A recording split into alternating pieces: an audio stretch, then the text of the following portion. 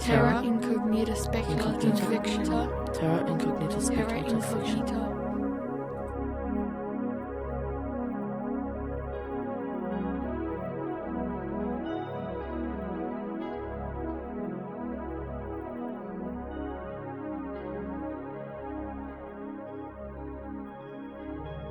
Welcome to this month's Terra Incognita Australian Speculative Fiction podcast.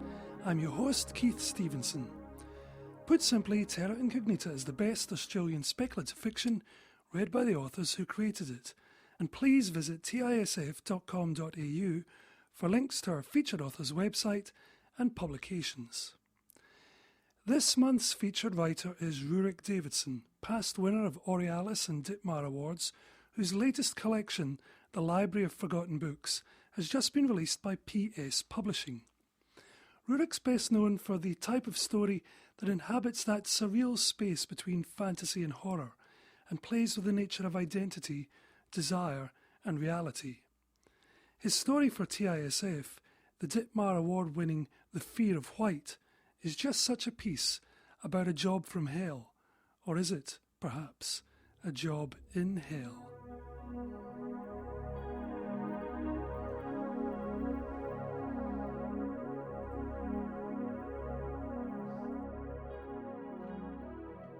At night, the doors frighten Lucian. He closes the hallway door and pretends they're not there at all, but it makes no difference. At other times, he sneaks into the hallway and tries the 6 door handles which run along the right-hand wall. They're always locked. Sometimes he listens, yet hears nothing. No matter what he imagines, torture instruments that burst people's eardrums with long needles, cult meetings, where the brains of live animals are eaten from their very skulls. The shadowy nothingness is worse. The absence of clues terrifies him. Lucian sleeps in the fold-out bed in the lounge room, which doubles as an office, but his dreams are troubled.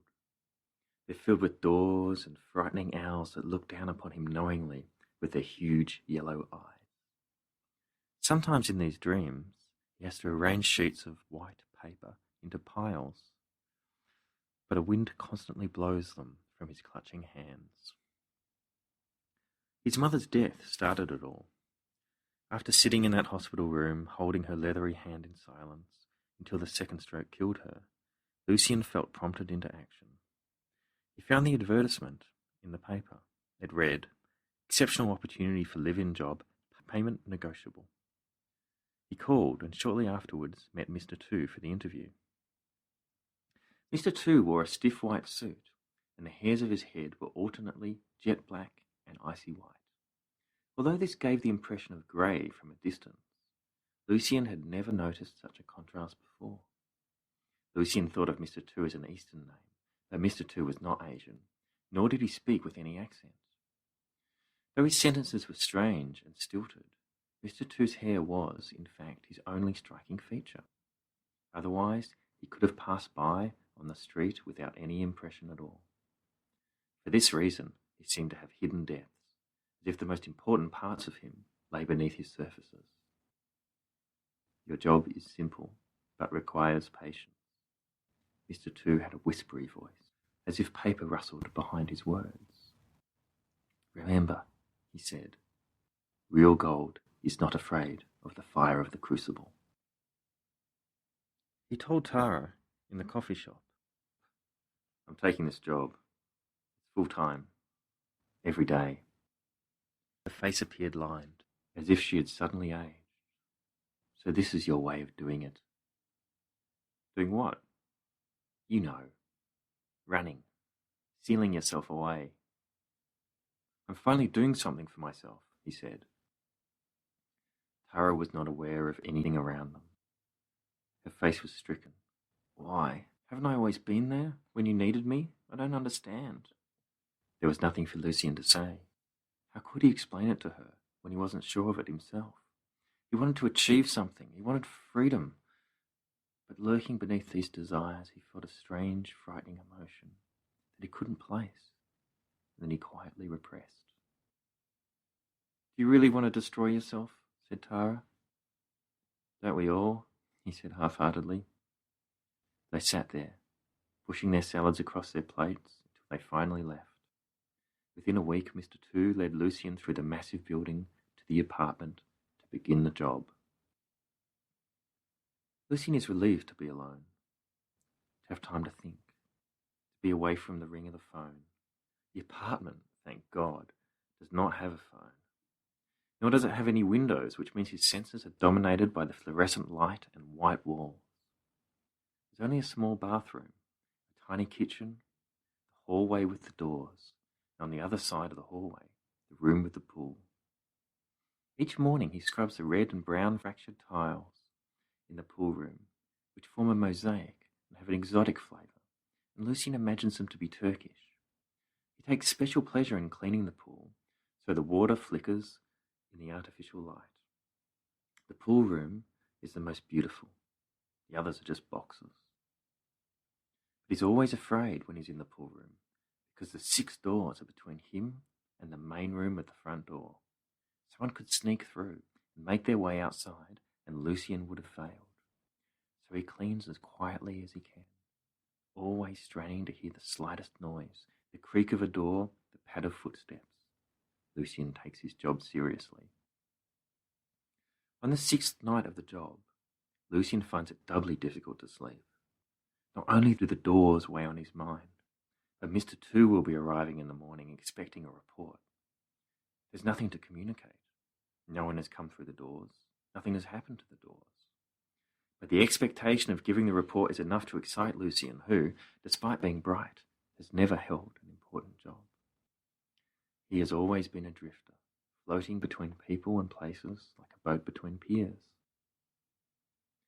This will be his first report to Mr. Two, and he's anxious to make it professional. He's written it all down, using the old typewriter on the desk, but now, as he lies in his bed, tossing and turning, the doors frighten him. Mr. Two arrives the next morning.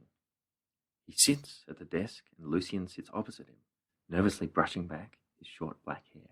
There's silence for a while as Mr. Two takes out a ballpoint pen and a pad from his briefcase. The briefcase, Lucien notices, is empty except for a few sheets of white paper. The paper has a cold, hard appearance in the soft case. The blankness of the paper frightens Lucien with its lack of structure, its absence of form.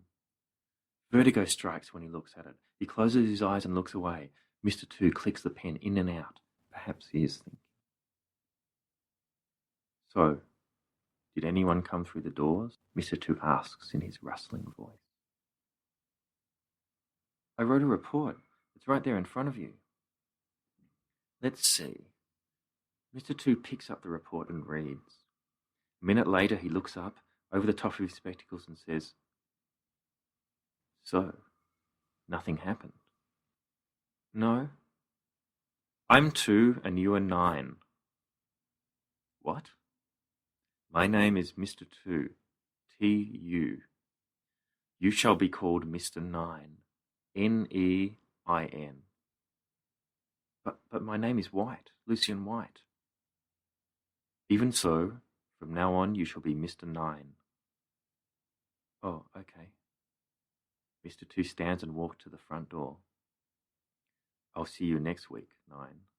And remember, set yourself as the standard. Mr. Two brings him a letter from Tara. I'm looking forward to see you again, it reads. I miss your gentle innocence. Lucien likes the sound of those words, but in other ways he wishes she's not written them. He does not like to think of himself as gentle or innocent. He likes to think of himself as important. And innocence and importance sit oddly together in his mind. He wishes he could see Tara also, but he knows he must stay and do the job. He must do something right, for once.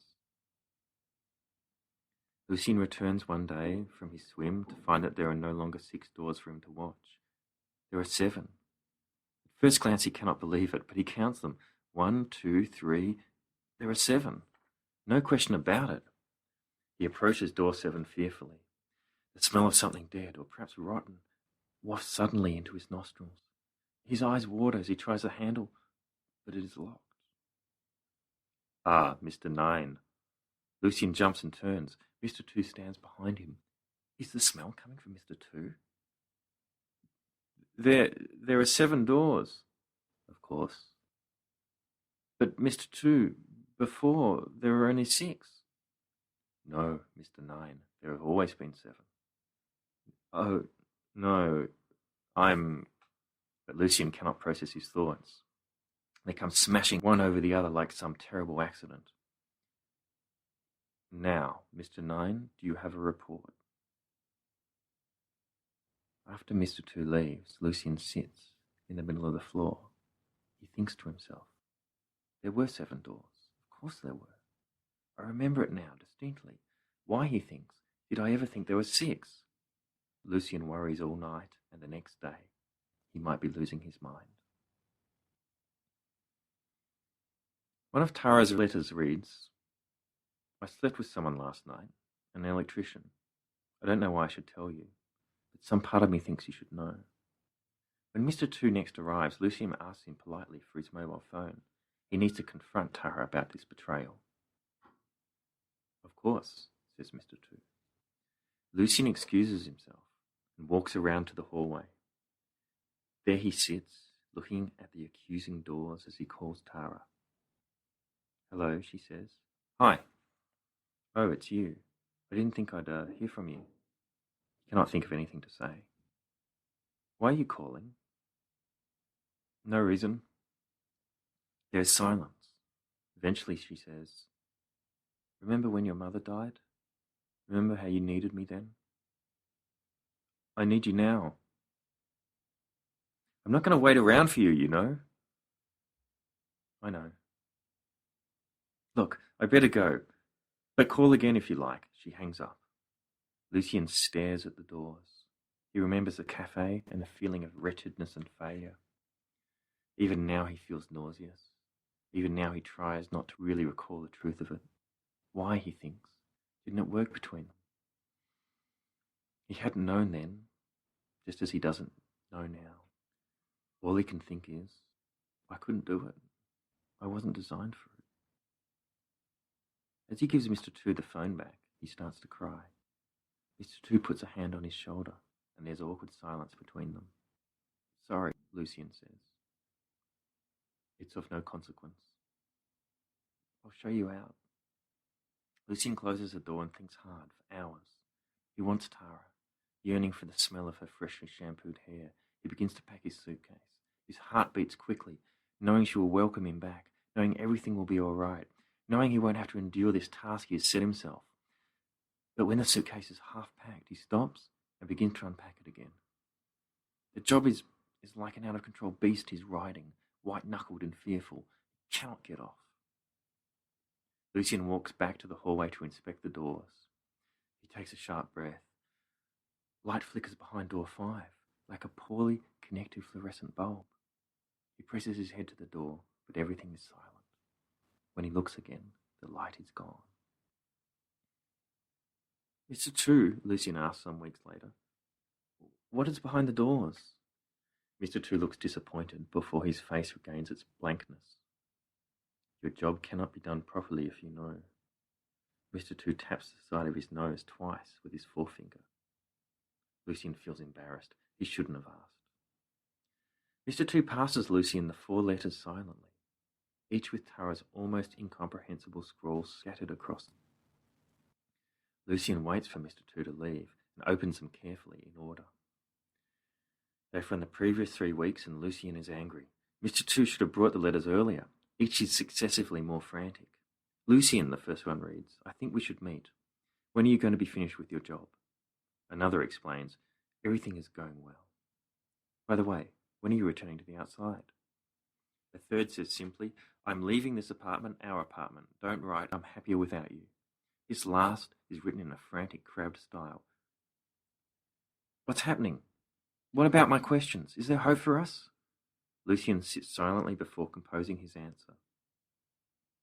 At first, I thought that I would only do this job for a month or 2, but I realize now how peaceful it is to be by oneself.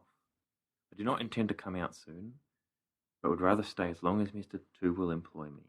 Finally, I think I am happy. When he is finished, Lucian puts his head in both hands. In the 5th month, he writes to her spontaneously, "Tara, are you there? Will you write to me? I'm so lonely." He waits for a response. Each week, Mr. 2 arrives and responds to Lucien's frantic questioning. "Ah, letters. Let me see, Mr. 9. No, none here. Sorry, maybe next week." Mr. 2 smiles and nods his head, as if to say, "Everything is in its right place, is it not?" After Mr. 2 leaves, Lucien looks at himself in the mirror and realizes he has finally done it. He's finally destroyed his life. Time passes. Mr. 2 visits. Lucien passes him reports. The doors are always there. Noises, thumps and clatters, echo down the hallway, and Lucien investigates. But the sounds do not repeat, and he wonders if it is just his imagination. After the 6th month, Lucien decides not to shave. He grows a beard and his black hair becomes long and matted. When he looks into the mirror, he's pleased with the change. He has the look of a wild man, eyes wide and dangerous, bony body with a slippery sheen. He stops writing reports for Mr. 2. Time bends and warps, merges into itself and stretches out. Each day is interchangeable with the next, each hour a discrete, self-contained moment. Things and events cease to be measured. They simply are, just as he is, simply Mr. 9. And Mr. 9 loves the doors. They are the anchors that keep him from drifting away. Mr. 9 swims slowly across the pool, enjoying the flicker of the light on the walls, the many colours of the room. He feels awake and alive in the pool room, as if he is connected to the matter around him, as if somehow he is everything. He is indeterminately related to the water and the mosaic, as if the colours are the outward projection of his own being.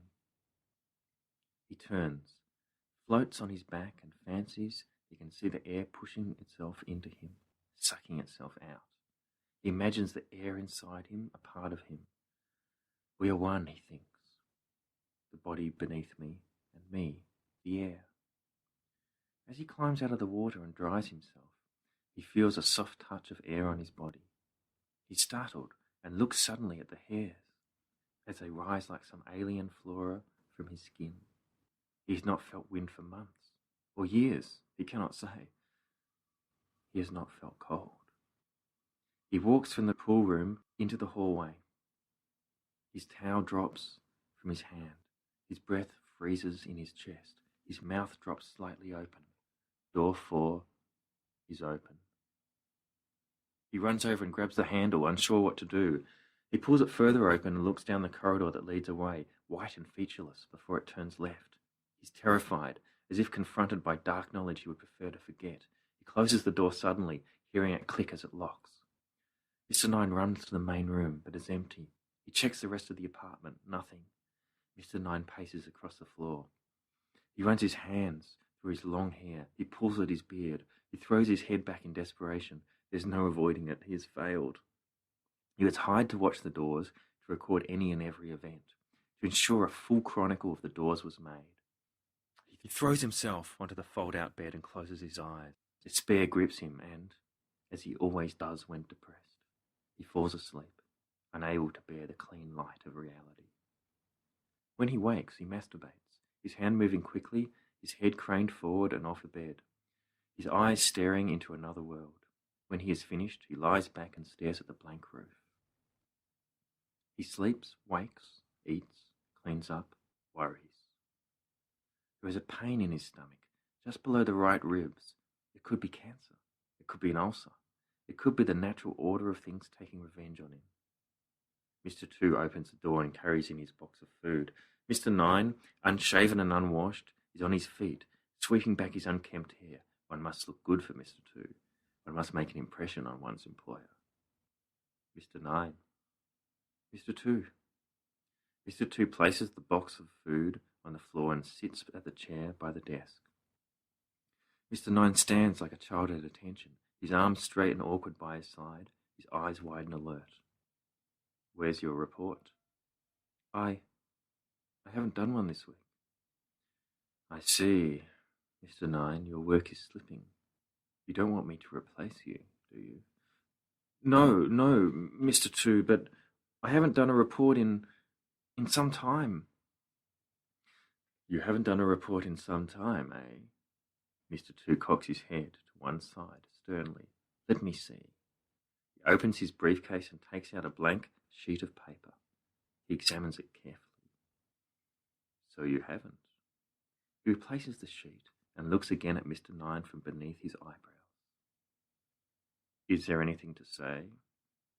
Mr. Nine breathes in slowly, breathes out again, breathes in. The panic hits him. No, Mr. Two, he says, there's nothing to report. Mr. Two nods slowly, all the while looking at Mr. Nine. I see, he says, equally slowly. He squints his eyes and places his thumb and forefinger against his chin, as if to say, isn't that interesting? All right, I shall see you next week. Mr. Two stands and walks to the door. He opens it and halfway through turns back. Mr. Nine, remember, good luck never comes in pairs, but bad things never walk alone. Mr. Nine collapses back on the bed and presses his hand against the pain in his abdomen. The pressure seems to help, but the pain does not go away. From this point on, the pain will be his constant companion. Later, he approaches the doors, which are now more frightening than ever before. Not only does he not know what lies behind them, but he feels anyone or anything might come through to his apartment. He feels violated and everything around him somehow soiled. Perhaps someone has been in his room. Perhaps they will return. Nothing feels safe. Mr. Nine feels as if he's being watched. He presses his ear up against the doors. Behind door 3, he can hear the sound of a machine whirring, almost like a helicopter. But the more he strains to hear, the more the sound recedes until it is only an echo in his memory. Time becomes marked by the pain in his abdomen and the worry in his mind. He wishes now he could talk to Tara, wishes he could see the sky, hear the sound of passing traffic. But everything must have its sacrifices, and he's really doing something here, really achieving something. Occasionally he presses his ear against door 5 and fancies he can hear a clattering and thumping, as if some broken machine continues to turn, pistons and pylons striking and grinding against each other. The sound saturates his dreams, which are filled also with 7 doors that flap in the wind, even as he tries to shut them. He wakes from these dreams and presses his hands against his stomach. This is how Mr. Two finds him when he arrives in a whirlwind of fury. The front door swings dangerously on its hinges as Mr. Two throws his briefcase violently down, blank white pages spilling across the floor. Mr. Nine sits up, frightened by the sudden noise and action. For months things have been quiet, and now this. Mr. Two stares at him accusingly. So, Mr. Nine, you mean to say that no one has come through any of the 6 doors? Yes, says Mr. Nine. How do you expect me to believe you? They haven't. Honestly, they haven't. I should strike you with my fist, says Mr. Two. I should give you a blow to the head. No, Mr. Two, no one has come through. I've been doing the job as well as I can. I've been watching the doors every day. Fine. Mr. Two leans down and pushes all the paper back into his briefcase. When it is full, he walks to the door and turns back towards Mr. Nine. Mr. Nine, I've entrusted you with a job of the utmost importance. Remember, the participants' perspectives are clouded, while the bystanders' views are clear. Mr. Two leaves before Mr. Nine can respond. Mr. Nine cannot bear it any longer. The money makes no difference. Nothing will keep him here. He throws his unfolded clothes into his suitcase, zips it up, opens the front door. The corridor leads far away from the room. He heads out with purpose. Mr. Two is gone, but he can remember the way. The walls are white and featureless around him. He arrives at an intersection. Left or right? Left. Again another corridor. Again the featureless walls. Again an intersection. Right. A flight of stairs leading up. He cannot remember coming down a flight of stairs on the way in. What floor was the apartment on? The memories recede in his mind. He turns back and heads in the opposite direction. The myriad corridors crisscrossing like the decisions of his own life. With each one, he cannot be sure where he will end up. There are no doors, just corridors upon corridors, leading him ever onwards, Finally, he descends a flight of stairs. Aha! The door to the outside. He opens it and finds himself back in his own room. Mr. Nine realizes he cannot leave. He should have understood this, for he is no longer Lucian. He should have understood you can never, after all, go back. Pain becomes steadily worse. He staggers into the hallway to discover there are no longer 7 doors in the hallway for him to watch. There are 8. Not again, he thinks. He presses his hands against his stomach and collapses to his knees. Sweat runs in rivulets down his face. He crawls across the door 8 and places his ear against it. From somewhere far away comes the clicking and clattering of insect legs, or perhaps static from an off-station radio. He cannot be sure. As he crawls back towards the main room, his stomach feeling as if someone was stirring it like a soup. The sound resonates in his mind. He does not make it to the bed, but collapses on the floor, where his clothes are soaked, his hair long and wet, his beard beaded with sweat. Heat rises to his face and he moans. Time passes. He rolls from one side to the other. He lies on his back, arms out like a cross. Drowning man occasionally bursts through the surface for air. He lies on his front, one knee bent at a right angle. He is aware of the stench of feces and the smell of urine. He passes in and out of consciousness, as if the strange dreams he is having are drawing him down. He cannot escape them, but like a drowning man occasionally bursts through the surface for air. Mr. Two stands above him, white suit sharp and pressed, face blurry through the fever. Pick the flower when it is ready to be picked, says Mr. Two, and then he is gone. Somehow Mr. Nine crawls back to the hallway and counts the doors again. There are 9. 1, 2, 3, 9 doors. He moans in pain and presses his hands to his stomach. But it no longer helps. The pain is immovable. Mr. Nine falls into unconsciousness before the nightmare vision of the 9 doors. When he wakes, the fever has passed, though he is cold and wet. In his mind, he hears the voice of Mr. Two. My name is Mr. Two. To you, you shall be Mr. Nine.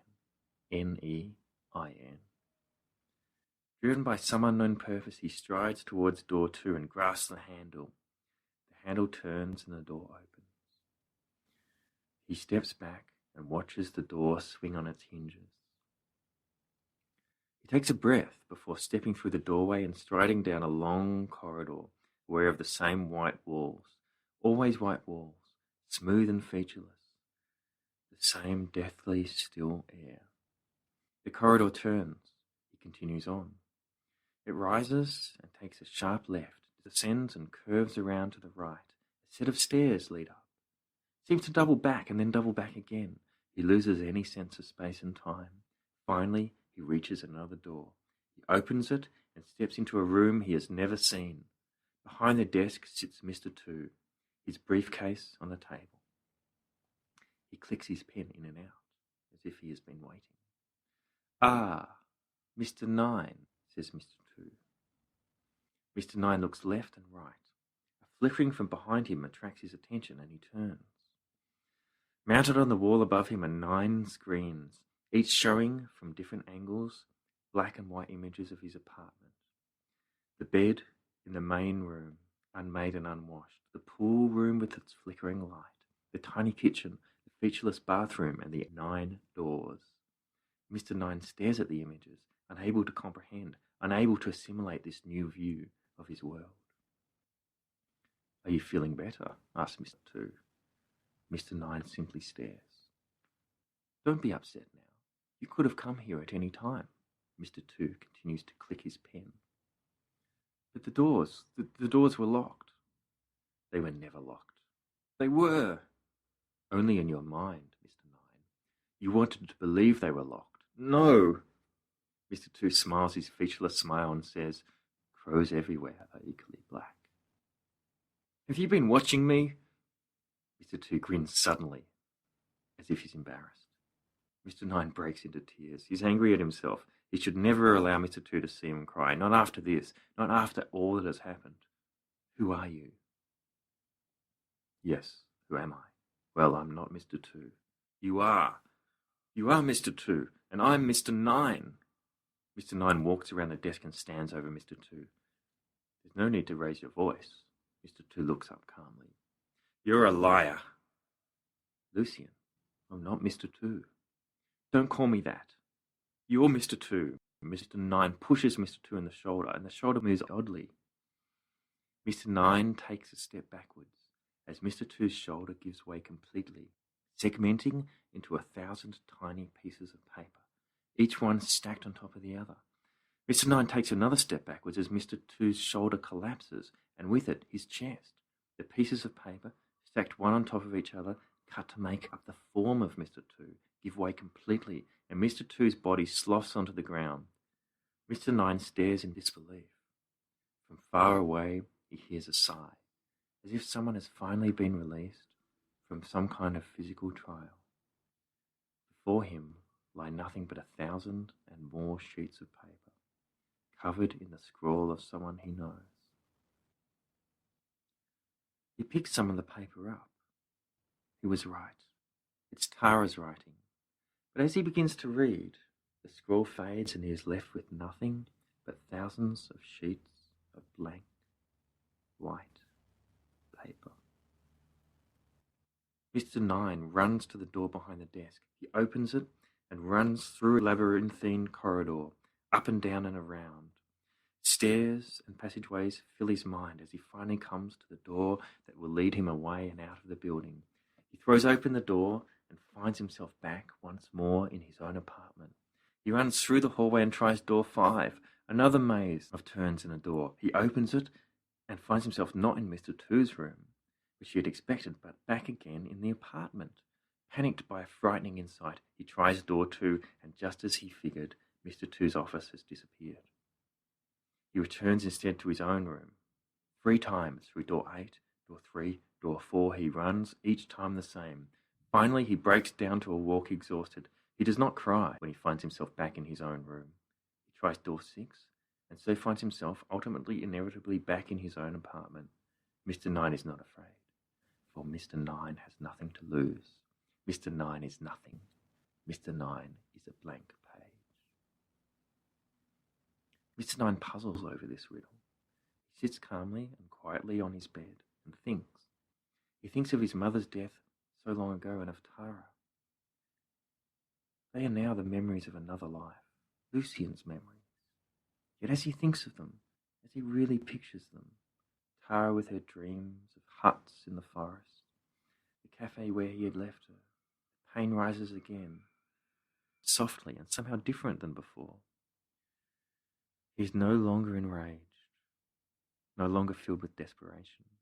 He does not feel compelled to take action as he once did, where any action would do so long as he keeps moving. Things have subtly shifted beneath his surfaces. His configuration has changed. He is sad and weeps quietly. When he is finished, he slowly makes his way to the bathroom and showers. He cuts his hair with his blunt scissors, and if it is not exactly professional, at least it is short. He is surprised to find stress has turned half his hair white, while the rest remains black. From a distance, it must give the impression of being grey. He shaves and is surprised by the face revealed beneath. He changes into clean clothes, with a shirt and collar. He makes his bed just so, folded down the way Tara showed him to do it. He cleans the bathroom from top to bottom. He mops the floors, wipes the walls, cleans the pool, and sits briefly on the red and brown mosaic. Finally, when he is done, he packs what he wants to take with him and throws everything else in the bin, which he drops down the garbage chute in the wall. The place, he thinks, is now cleaned for its next occupant. He is ready to take his final action, to make his final move. He stands in the hallway and reaches out to the handle of door 9. He touches the cold metal. He slowly turns it and feels quiet satisfaction as the door clicks open. As he walks through door 9, Mr. 9 smiles weakly to himself. Down the corridors he passes to Mr. 2's office. where he sits down at the desk, picks up a phone. He dials a number. Hello? Yes. I'd like to place an advertisement. Yes. Job opportunity. Mr. Nine meets Mark, who is young and eager, fresh-faced, in the White Office. There's something about Mark's manner, about the way he leans forward on the table in desperation. Mr. Nine finds familiar. It sets Mr. Nine thinking. He can remember someone. What was her name? It started with T. But it's no good. The memory slips away into whiteness. Mr. Nine is dressed in a stiff suit and has shaved. Mark, is it? I'm Mr. Nine. We spoke on the phone. I really appreciate the opportunity. I want to make something of myself. Your job is simple, but requires patience. Now, I'm Mr. Nine, Nein, and you're Mr. Two, Tu. But my name is Mark. Even so, you are now Mr. Two. Later, Mr. Nine sits behind the desk watching the television screens on the wall. On the screens, he can see Mark wandering about the apartment. Mark makes his way to the corridor where there are 9 doors. He pushes his ear up against the door. It appears that he is listening. It's as if he cannot tell what is behind them. Mr. Nine smiles. It will not be long now until his liberation.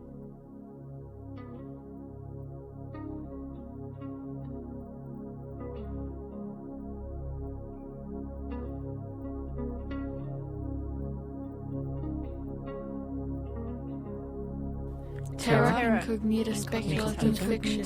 Terra Terra Incognita Speculative Fiction. Incognita. Reviews.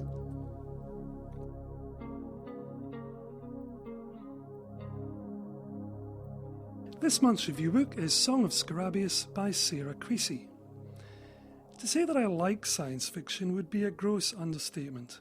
I've read so much of it over the decades, I think it's actually inscribed in my genome. And when I come across the real deal, it's like a tailored virus that's been specifically designed to infect me. As I read it, I can feel its specially crafted projections locking onto my DNA and promoting the kind of deep body feeling that I just can't get from anything else. Song of Scarabaeus is the real deal. It's the kind of book that anyone who wants to know how to write a compelling, comprehensively imagined science fiction novel should snap up and devour. Edie is a cipher tech. She's trained in the machine language necessary to prime and interact with bioscyph seeds, powerful technology that lets the crib rewrite the genetic code of a planet to make it fit for human habitation. It's the ultimate in terraforming, Star Trek's Genesis device taken to its logical conclusion. But Edie is an unwilling servant of the crib, which, much like Firefly's alliance, isn't exactly the most benevolent form of government you can imagine, holding the inhabitants of bioscyph-reformed planets to ransom for continuing payments lest the bioscyph technology be turned off and their planets revert to their native form. So when Edie is kidnapped by a group of bioscyph seed privateers, she's not entirely unhappy, until she finds out that their ultimate goal is to visit the planet Scarabaeus, site of one of Edie's earliest missions and her biggest failure. There are a great many things to like about Scarabaeus. Sarah Creasy's background gives her an excellent grasp of the kind of technology she theorises, which makes the bioscyph seed functions and drawbacks very believable. Her construction of the universe portrayed in the book is also nuanced, multifaceted, and internally consistent, with lots of factions and plenty of room for intrigue and outright antagonism. The internal life of her characters, chiefly Edie and her unwilling bodyguard Finn, who comes across as pure chronicles of Riddick Vin Diesel, is also highly detailed. We understand their wants and desires, their private tragedies and fears, and the pace and the plotting is masterful. I was sorry I came to the end of Song of Scarabaeus. Thank God there's another book on the way. Sarah Creasy is a writer who knows how to write science fiction that delivers the goods. 4 stars. Song of Scarabaeus is available in Australia from EOS.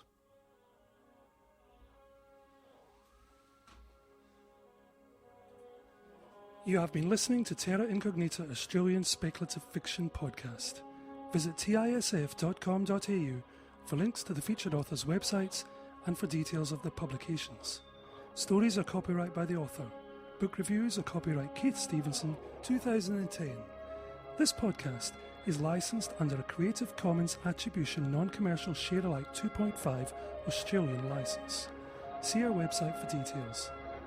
Please tune in next month for another podcast of the best Australian speculative fiction read by the authors who created it.